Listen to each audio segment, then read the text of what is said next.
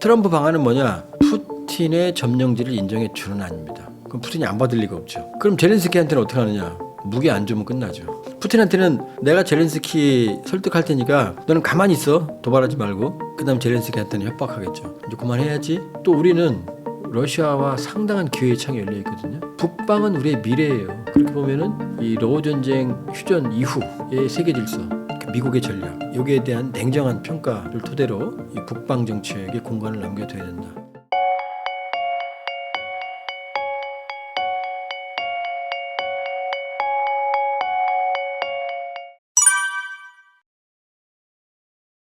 일단 트럼프하고 푸틴은 케미가 맞죠. 둘이 성향이 같기 때문에 이해관계가 맞으면 얼마든지 협력을 할 거예요.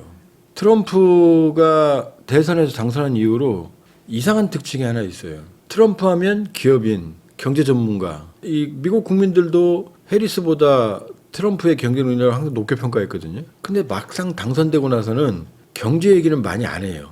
갑자기 그린란드, 파나마, 안보 문제잖아요. 러우 전쟁 끝내겠다. 그 다음에 이스라엘, 이란, 중국 잡겠다. 그 다음에 김정은 만나겠다. 그 다음에 유럽 방위비 5%, 2%가 아니라 5%를 올려라.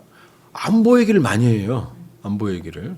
제가 보기에 상식적인 수준에서 트럼프의 경제정책은 모순이 많습니다. 미국의 거시경제 지표가 나쁘지 않음에도 불구하고 불만이 있는 건 뭐냐면 직장에 취직은 했지만 월급을 받아도 외식을 못해요. 물가가 인플레이션 때문에. 이게 불만이었거든요. 근데 트럼프의 관세 정책은 인플레에 절대로 좋을 리가 없거든요. 관세를 높이면 물가가 올라가거든요. 그 다음에 이민자를 내쫓는다고 그러는데 그것도 물가의 부정적인 영향이에요. 왜냐? 이민자들은 저임 노동력을 형성하고 있었거든요. 이 사람들 내쫓으면 인건비 올라갈 거 아니에요. 그 다음 바이든은 미국의 제조업 생태계가 붕괴됐으니 여기 와서 공장을 지으면 보조금 줄게라고 당근을 지시했는데 트럼프는 보조금 안 준다며. 그럼 공장이 들어오겠어요? 그러니까 모든 면에서 트럼프 정책은 성공하기가 어려운 정책이에요. 인플레이션의 안정화에 도움이 안 되는 정책이 대부분이에요. 이제 2기 트럼프는 재선에 부담이 없습니다. 이제 업적을 남기면 되는 거죠. 자, 러우 전쟁은 벌써 젤렌스키도 푸틴도 휴전 얘기를 하기 시작했어요. 트럼프 효과죠. 이스라엘 어차피 헤즈볼라 하마스 때렸고 시리아 붕괴됐고 이제 후티도 당할 거고 이란은 형편없다는 게 이제 증명이 됐고 저항의 축이 무너지고 있어요. 중동도 안정화될 거예요. 그럼 북한 문제까지 트럼프가 해결하면 이 세 개를 다 해결하면 이걸 트리플 크라운이라고 그래요. 삼관왕. 그럼 이거는 노벨 평화상으로 갑니다. 트럼프가 예상보다 경제적 문제보다 안보 문제, 러우 전쟁 휴전에 더 주력할 가능성이 있다. 트럼프의 일단 휴전안 생각을 보면 트럼프의 1순위는 러우 전쟁이에요. 유럽의 외교 안보 공간에서 1순위는 항상 유럽입니다. 그러니까 나토가 있는 거죠. 2순위는 어디냐? 중동이에요. 세 번째가 한반도예요. 이게 안타깝지만 우리 현실이거든요. 근데 러우 전쟁이 제일 중요해요. 왜냐? 유럽 전체의 시각이 몰려 있잖아요. 노벨상 주는 게도 유럽이잖아요. 노르웨이. 그러니까 러우 전쟁 종식에 가장 주력을 할 거다. 근데 트럼프 방식은 뭐냐? 누가 이기는지는 상관없어요. 강제 휴전 방안입니다. 강제 휴전. 푸틴 입장에서는 지금 휴전하면 전쟁은 어쨌든 본인이 이기는 거예요. 영토는 안 줄 거니까. 돌려주지 않을 거니까. 남한 면적을 점령을 했고 크림반도와 돈바스 지역을 연결하는 회랑을 연결했고 친러계 지역을 모두 편입을 시켰으니까 성과로는 푸틴이 이기는 거예요. 출혈은 많지만.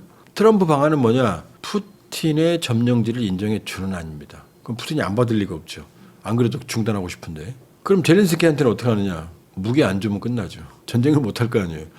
푸틴한테는 내가 젤렌스키 설득할 테니까 너는 가만히 있어. 도발하지 말고. 그 다음 젤렌스키한테는 협박하겠죠. 이제 그만해야지. 나도 힘드니까.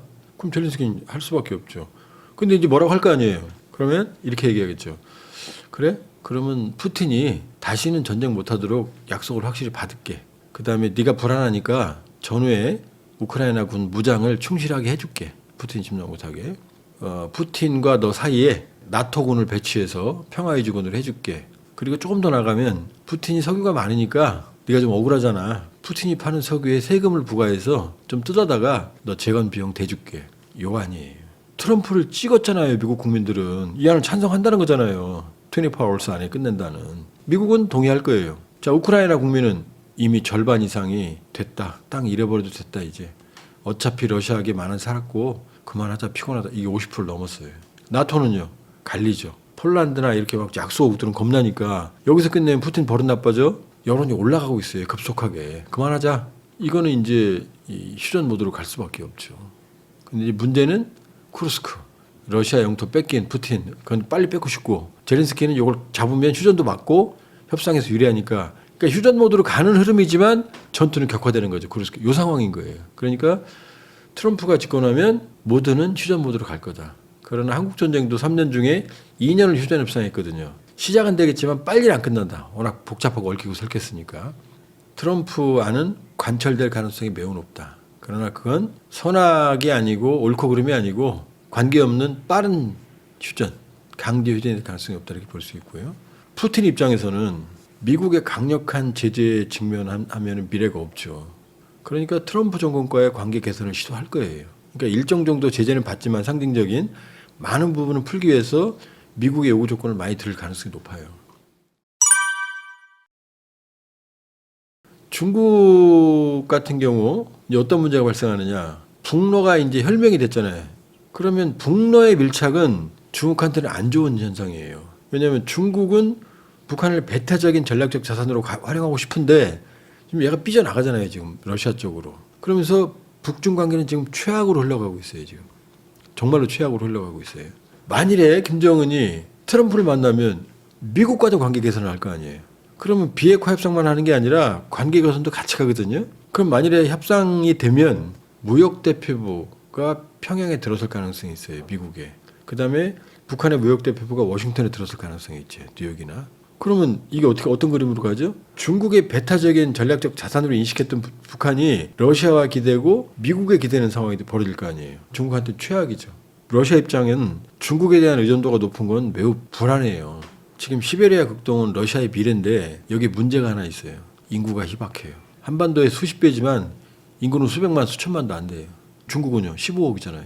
러시아하고 북한은 국경이 맞닿아 있어요. 그 연해주 때문에 그래요, 이렇게. 블라디보스토크. 이 연해주 땅은 과거에는 뭐 발해 고구려 땅이었지만 청나라 때는 청나라 땅이었어요. 그러니까 중국은 청나라 때 동해로 나올 수, 동해가 자기네 바다였어요. 그런데 1860년 베이징 조약, 러시아가 프랑스, 영국과 청나라 간의 조약을 주선하면서 이 연해주를 강제로 뺏어가요. 홍콩, 구룡반도는 영국이 점령했지만 반환 기한이 있었어요. 돌려줬잖아요. 연해주는 기한이 없었어요. 그럼 중국 입장에서 연해주 보면서 어떻게 생각하겠어요? 저 내 건데 그럴 거 아니에요. 지도를 한번 생각해봐요. 중국의 동북 삼성은 저개발 지역이거든요. 근데 동북 삼성이 동해를 뚫린다고 생각해봐요 한번. 교통 물리에 어마어마한 혁명이 일어나는 거죠. 중국 입장에서는 천추의 한이죠. 동해로 못 나오는 게. 중국 입장에서는 북한에 눈독을 들이는 게 바로 동해 때문이에요. 북한을 경우면 동해로 나올 수 있잖아요. 그러니까 북한을 속국으로 만들거나 아니면 아예 점령을 해버리면 그런 야심이 있어요. 중국에 우리 그 경계해야 됩니다. 항상 있어요. 트럼프 일기 때 마라고라 별장에서 시진핑하고 트럼프가 만났거든요. 그때 시진핑이 그런 말을 했다고 보도에 나와요. 찾아보면 한반도는 5천 년 동안 자기네들 집에 이런 식의 발언, 자기네 영역이었다는 발언 나와요. 그때 나와요. 그 여러 가지 북한이 말을 안 들음에도 불구하고 전폭적인 지원을 해줬는데 이제 러시아로 삐져나가 파병까지 혈명이 돼버렸어. 이제 미국하고 협상을 해? 그럼 중국 입장에서 어떻게 돼요? 포위되는 거죠. 또 러시아 입장에서는 만일에 중국이 북한을 통해서 동해로 나오게 되면 블라디보스톡이 포위되잖아요. 중국에 의해서. 그러니까 중국하고 러시아는 친한 것 같지만 안에는 서로 전략적인 이해관계가 상충한 부분이 있어요. 지금 중국하고 러시아는 군사훈련도 합니다. 자바드, 바스톡 이런 러시아 땅에 군대가 가서 그다음에 해상에서 훈련하고 공군훈련도 해요. 그러나 그 이면에는 전적으로 믿지 않는 불신이 있다. 예를 들어서 중국이 제일 딸리는 게 전투기 엔진 기술이거든요. 항공모함을 만들었지만 항공모함에 실을 수 있는 함재기도 엔진 기술이 없어서 제대로 못 만들어요. 러시아가 그걸 기술을 주면 되거든요. 안 주고 있거든. 이게 여기서 드러나는 거예요. 핵심 기술을 안 주고 있거든요.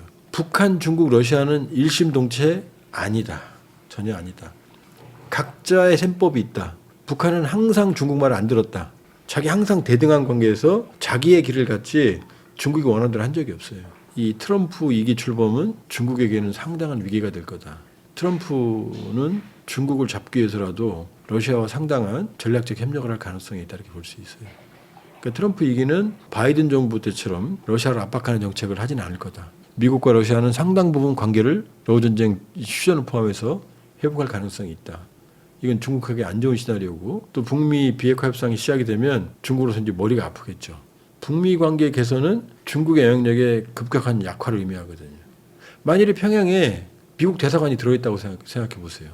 중국으로서 악몽이죠. 트럼프는 예측 가능해요. 그냥 거친 방식의 미국 우선주의라고 보면 돼요. 부드러운 방식의 미국 우선주의가 바이든이면 바이든도 우크라이나 나토 가입을 인정하지 않았을 거예요. 안 된다는 거 알거든요. 그건 러시아가 절대 불허하거든요. 그러니까 우크라이나는 나토에 가입을 할 수가 없어요. 분쟁 상태이기 때문에 나토 헌장이 위배되고 그리고 나토 가입을 한다면 나토가 러시아의 전면전을 선포하는 거 똑같은 거예요. 이 전쟁의 이면에는 나토가 있습니다. 왜냐하면 냉전기에는 소련권이었잖아요. 그럼 지금 리투아니아, 라트비아, 에스토니아, 발트 3국, 체코, 폴란드, 헝가리, 루마니아, 알바니아, 동독, 불가리아 이 모두가 소련 편이었어요. 나토가 북대서양 제약국인데 여기는 WTO, 바르샤바 조약국으로 군사 동맹이었어요. 그러니까 소련권의 국경은 어디죠? 동독이었어요. 지금 이 모든 나라가 다 나토에 가입했어요. 안 들어간 게 벨라루시하고 우크라이나 정도거든요. 그러니까 나토가 급격하게 러시아를 치고 들어간 거예요. 러시아를 압박하는 그림이 된 거죠. 고립무원이 된 거예요. 이 상황에서 러시아의 심장부를 관통하는 우크라이나가 나토 가입한다니까 이제 푸틴이 칼을 빼드는 거거든요. 근데 가입이 되겠습니까? 바이든도 알고 있죠. 가입 안 된다는 거. 가입시켜줄 이유도 없고. 그럼 더 위험하니까. 트럼프는 그 얘기를 직접 꺼낸 것뿐이고 바이든도 나토에 가입할 생각 없었어요. 지원을 해주지만. 트럼프는 직설적인 예언. 그러니까 사람들이 보는 데서 돈을 샌다는 것뿐이에요. 바이든은 뒤에서 세죠. 안 보게. 그러니까 트럼프는 그런 면에서 본다 그러면은 미국에게 유리한 그러니까 미국이 비용을 덜 쓰면서 미국의 국력을 회복하겠다라는 거기 때문에 이걸 기준점으로 보면 다 맞는 거죠. 지금은. 그다음에 중국을 잡는다는 건 그린란드도 다 중국 문제예요. 파나마도 중국 문제예요. 사실은. 여러 면에서 본다 그러면은 트럼프의 행동은 이해가 가능하다. 그러니까 자국의 비용을 덜 쓰면서 미국의 국익을 관철시키는 방안. 옛날에는 미국이 여유가 있을 때는 돈을 많이 써도 돼요. 더 많이 가져가니까. 근데 지금은 쓸 돈이 없는 거죠. 미국이 해외에. 우크라이나 전쟁, 러우 전쟁은 선악이 아니고 미국이 돈을 더 이상 쓰지 않는 게 가장 우선적인 목표니까 푸틴을 설득하려면 나토 가입은 안 되는 거고 그다음에 점령기는 인정해줘야 되는 거고 사실은 우크라이나가 억울하지만 이게 가장 전쟁을 빨리 끝낼 수 있는 현실적인 대안이에요. 푸틴을 보면 푸틴이 점령지를 돌려줄 수는 없는 거고 나토 가입 인정할 수는 없는 거고 그다음에 무제한적인 전쟁은 어려운 거고 요 조건을 충족시키는 것뿐이에요. 왜? 미국의 전쟁이 아니잖아요. 러우 전쟁은. 그러니까 우크라이나 국민들도 그 현실을 깨닫기 시작하는 거죠. 이제 기약 없는 전쟁을. 그러니까 트럼프가 거칠고 비도덕적으로 보이지만 사실은 실용적인 측면도 있는 거죠.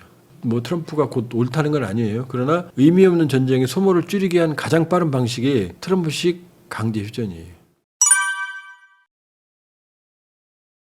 동특이 직전이 가장 춥죠. 휴전 직전이 가장 위험해요. 왜냐하면 휴전하는 순간 내가 서 있는 곳이 국경이 되거든요.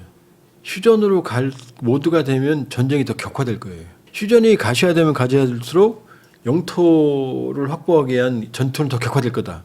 그러나 이거는 전장을 지배하기 위한 전쟁이 아니고 최대한 영토를 확보하기 위한 전쟁이에요. 가장 많은. 그리고 특히 쿠르스크는 푸틴은 완전한 수복을 원할 거고 젤렌스키는 어떻게든 쿠르스크를 잡고 있으면 명분이 되잖아요. 그러니까 젤렌스키 입장에서는 가장 많은 영토를 수복을 해서 양부에서 젤렌스키가 그래도 잘 싸웠어 라는 성과를 내야 되는 거고 푸틴은 쿠르스크 영토까지 뺏긴 거야? 이건 안 되죠. 이건 완전히 회복해야 되는 거고 저 정도면 많이 얻었어 라는 성과를 내야 되는 거죠. 그러니까 이게 전쟁의 원인이 전쟁을 서로 이기기 위해서가 아니라 최종적인 성적표 때문에 전투가 격화되는 거예요. 그러니까 이 전투는 승패의 문제가 아니죠. 러우판 고지전이죠. 오늘은 내가 점령했다 내일은 뺏기고 하는 전선은 교착되어 있는데 왜 전사자는 늘어날까요? 전투가 격화되고 있으니까. 그러나 양쪽 다 모두 전쟁을 뒤집지는 못한다. 의미 없는 소모가 다 일어날 거고 개인적으로는 트럼프가 빨리 휴전하길 바랍니다. 왜냐하면 어차피 기약 없는 전쟁이고 어느 한쪽에 일방적인 승리를 할 수가 없고 러시아의 불법 행위가 밉기는 하지만 그러나 그 현실이거든요. 약육강식의 냉혹한 세계에서는 그 현실적인 대안 외에는 희생을 줄일 수가 없거든요. 제일 좋은 건 우크라이나가 실질을 다 회복하고 푸틴을 몰아내는 거겠죠. 그럼 어떤 문제가 발생합니까? 푸틴은 전술핵을 쓸 수밖에 없을 거예요. 그 상태가 되면 푸틴은 실각하거든요. 80만 명이나 죽이고 얻은 게 없어? 그럼 러시아 사람들이 가만히 있을 것 같아요?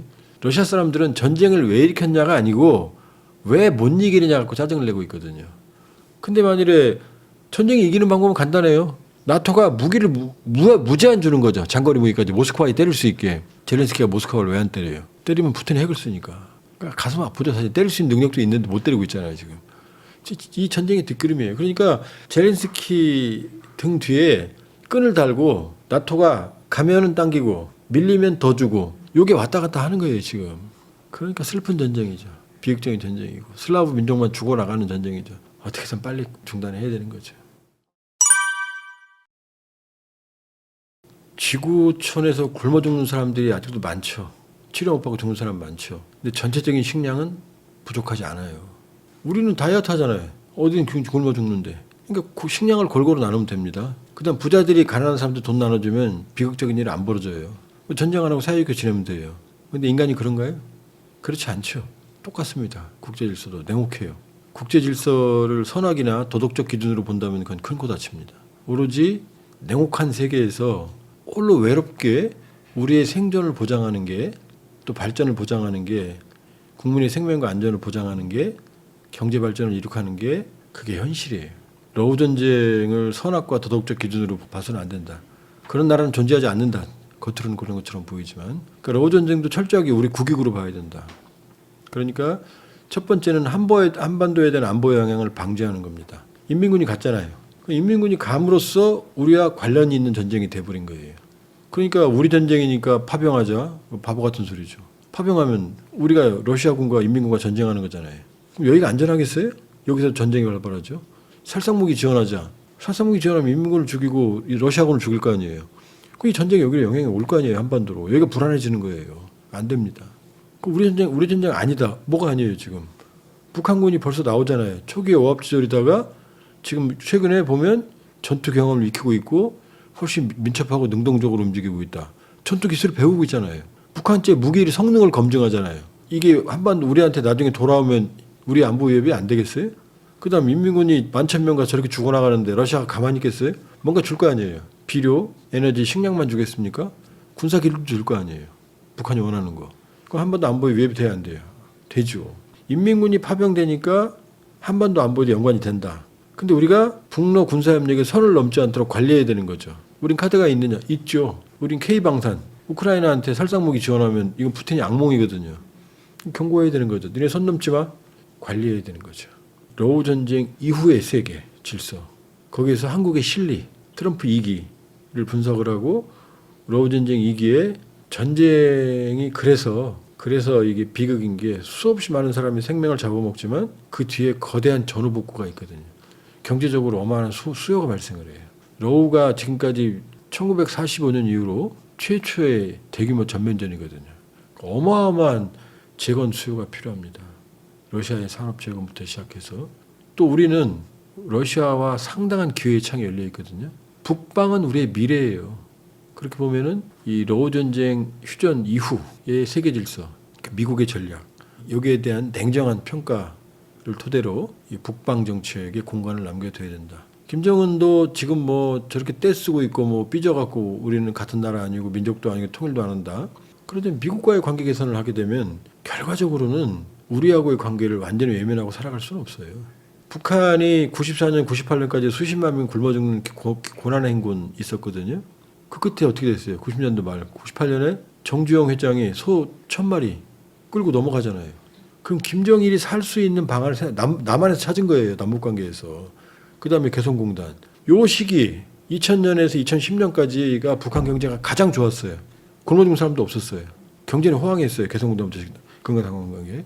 세상에 북한의 저 불량 국가를 누가 경제적으로 도와주겠습니까? 누가 매력을 느끼겠어요? 금강산 관광 193만 명 갔거든요. 금강산 아름답지만 우리한테 금강산이지 세계인들한테 금강산은 아니에요. 백두산 우리한테 가슴 뜨겁지 세계인들한테 백두산 아니거든요. 남북은 특수한 경제적인 호환성을 가지고 있거든요. 그러니까 김정은이 바보 같아서 저러고 있지 우리가 북한의 미래예요. 살려면 우리 손을 잡아야 돼요. 철도를 연결해야 북한도 경제적인 또꾸물이 떨어지는 거고 우리가 경업을 해야 파이프라인 오면 어디로 와요? 북한으로 올 거 아니에요. 지도도 좀 쓰고. 그러니까 남북 경협이 북한의 미래예요. 김정일은 그걸 알았어요. 근데 아버지 죽고 나서는 지금 저 모양으로 엉망으로 지금 북한 경쟁이 최악이거든요. 1달러에 8,400~500원 하던 환율이 2만 원, 3만 원이에요 지금. 우리 집 4,000원, 5,000원이에요. 쫄딱 망한 거죠. 북중 관계 나빠져. 생명줄인. 북러 관계가 좋은데 지금 경제가 저렇게 엉망이겠어요? 러시아가 달러를 어마어마하게 주면 환율이 왜 올라가요? 루블로 주거든. 루블화 결제거든.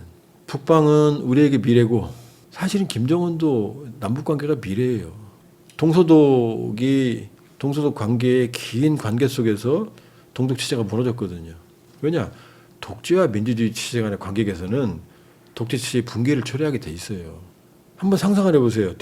부산에서 출발한 열차가 스페인까지 2주일에 가는 거. 걸어서 북한 금강산 백두산 지나서 시베리아 횡단 하이킹을 하는 거 생각을 해보세요.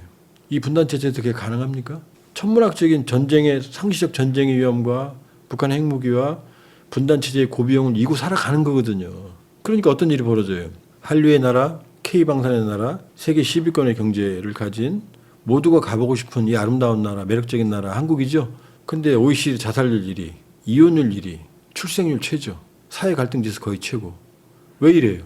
이렇게 매력적인 나라가 왜 이런 슬픈 지수가 나오죠? 그 찾아 들어가 보면 그 뿌리에는 분단 체제라는 거대한 불안이 자리 잡고 있어요.